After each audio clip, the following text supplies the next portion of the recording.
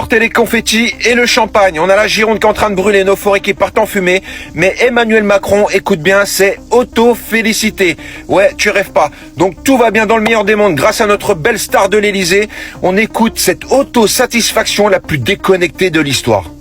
Je me félicite de ne pas avoir attendu ces feux et d'avoir dès 2017-2018 pris les premières décisions.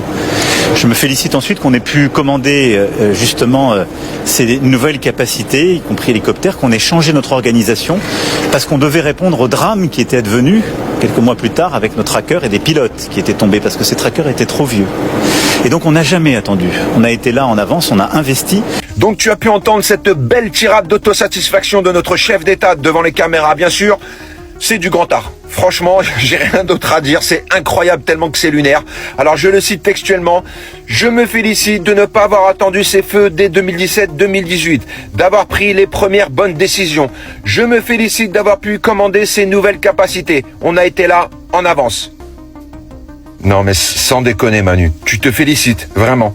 Donc en fait, on a des hectares qui se font ravager, des habitants qui quittent leur maison dans la panique, la région qui étouffe sous la fumée.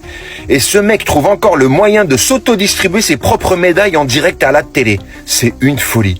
La réalité que tu essaies de masquer sous ton auto-félicitation, elle est catastrophique et elle est celle-là. C'est que la flotte de Canadair française est vieillissante. Les avions sont régulièrement cloués au sol pour des pannes mécaniques à répétition et les prochaines commandes ne sont pas prévues avant l'horizon 2027, voire 2028.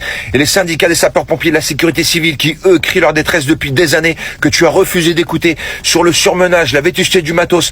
Donc dire qu'on est en avance, c'est pas juste de la com de mauvais goût, c'est clairement cracher au visage des soldats du feu qui, eux, font avec les moyens du bord.